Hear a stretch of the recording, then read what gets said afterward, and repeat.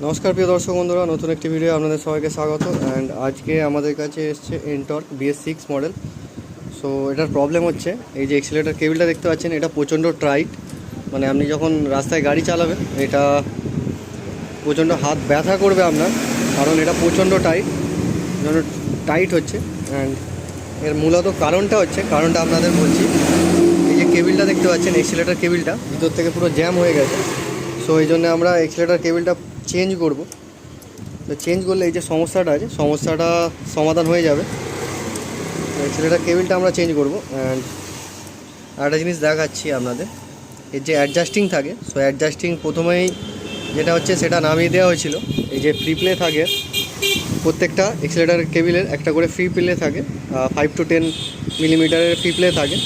তো সেটাও এর মধ্যে নেই। অ্যান্ড দ্বিতীয়ত এই এক্সিলেটর কেবিলটা প্রচণ্ড জ্যাম। সো এই জন্য আমরা কেবিলটাকে চেঞ্জ করব। অ্যান্ড আপনাদের গাড়িতেও যদি এরকম কোনো সমস্যা হয়ে থাকে, তো আপনারাও এই কেবিলটাকে চেঞ্জ করলে এই সমস্যাটা সমাধান হয়ে যাবে। তো এক্সিলেটর কেবিল চেঞ্জ করার পরে আপনাদের দেখাচ্ছি যে এটা কতটা নরম থাকে। অ্যান্ড এটা এখন গায়ের জোরে আমাকে ঘোরাতে হচ্ছে। সো এরকম জ্যাম থাকলে আর একটা প্রবলেম হতে পারে যে মাঝখান থেকে এক্সিলেটর কেবিল আপনারা গাড়ি চালাতে হপকা কেটে যেতেও পারে। মানে এই যে ভিতরের কেবিলটা দেখতে পাচ্ছেন, এই কেবিলটা মাঝখান থেকে কোথাও, মানে এই মিডিল থেকে কোথাও কেটে যেতে পারে। তো যখনই আপনাদের কেবিল এরকম জ্যাম হবে, আপনারা অবশ্যই চেঞ্জ করে নেওয়ার চেষ্টা করবেন, কেননা মাঝ রাস্তায় আপনাদের কেবিল কেটে যেতে পারে। সো কেবিল চেঞ্জ করার পরে আপনাদের দেখাচ্ছি যে এটা কতটা আলগা থাকে আর এখন অনেক টাইট। সো এই হচ্ছে আমাদের নতুন কেবিল, অ্যান্ড এই হচ্ছে পুরনো কেবিল। তো একটা জিনিস বলে দিই, স্কুটির যখন কেবিল চেঞ্জ হয়, যে কোনো এক্সিলেটর কেবিল বা ব্রেক কেবিল চেঞ্জ হয়, তখন স্কুটির মেন সমস্যা যেটা হচ্ছে, এই কেবিলগুলো সবই এই ভিতর দিয়ে যায়। অ্যান্ড এই ভিতর দিয়ে গিয়ে নিচে দিয়ে ওপারে যায়, বা এই ভিতর দিয়ে গিয়ে সামনের দিকে যায়। তো এই হচ্ছে কেবিলের মেন সমস্যা, সব খুলতে হয়। মানে দেখতে পাচ্ছেন পিছনে, সামনের হেডলাইট, মানে সামনের এটা, উপরের এই ঢাকনাটা পুরোটাই খুলতে হয়। খোলার পরেই একমাত্র কেবিল চেঞ্জ করা যায়। এর জন্য টাইমও লাগে অনেক। তো পুরনো কেবিলের যে সমস্যাটা সেটা আপনারা একবার দেখাই। এই যে কেবিলটা দেখতে পাচ্ছেন, এটা রিটার্ন আসছে না। কতটা শক্ত দেখুন, কেবিলটা রিটার্ন আসছে না নিচের দিকে।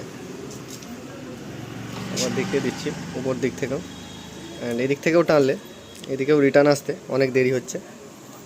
সো এটা হচ্ছে সমস্যা। তো আপনাদের আগেই বলেছি, নতুন কেবিলটা এবারে ফিটিং করব আমরা।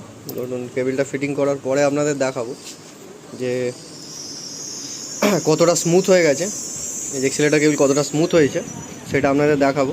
তো চলুন আগে ফিটিং করে নিই। সো আমরা এক্সিলেটর কেবিল লাগিয়ে দিয়েছি, অ্যান্ড পুরো ফিটিংও করে দিয়েছি।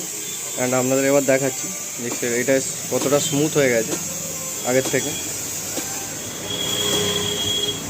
অ্যান্ড তখন যদি এই এক্সিলেটর কেবিল ধরে এরকম পাকানো যেত, তো প্রচণ্ড জোর লাগাতে হতো। অ্যান্ড আপনি যদি কিছুক্ষণ গাড়ি চালান, সো তখন আপনার এই হাত এখানে ব্যথা হয়ে যেত।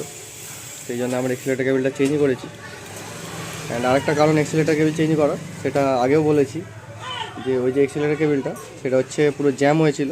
তো মাঝখানে কেটে যাওয়ারও সম্ভাবনা থাকছে। তো ভিডিওটি দেখার জন্য অসংখ্য ধন্যবাদ। দেখা হবে পরের ভিডিওয়। Tata, bye bye.